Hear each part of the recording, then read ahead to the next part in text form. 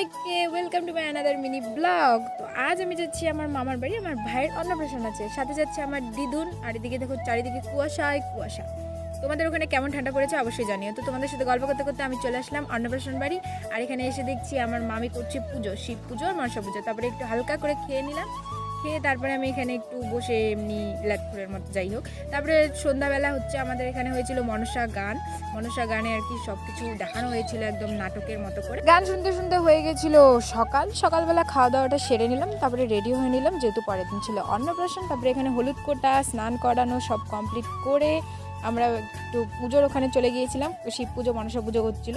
তারপরে আবার একটু বিকেলে খেয়ে বসে পড়েছিলাম ভাইয়ের অন্নপ্রাশন দেখতে। এখানে ভাইয়ের মুখে বোধ হচ্ছিল, ওর মামা এখানে মুখে প্রসাদ দিয়ে দিল। তারপরে আমরা রেডি হলাম, রেডি হয়ে চলে এলাম হচ্ছে একটা মন্দিরে আর কি পুজো দিতে। তারপরে এসে এখানে দেখো সবাই কত নাচানাচি করছিল। তারপরে খেয়ে দিয়ে ব্যাস আজকের মতো এতটুকুই, দেখা হচ্ছে নেক্সট ভিডিওতে, টাটা।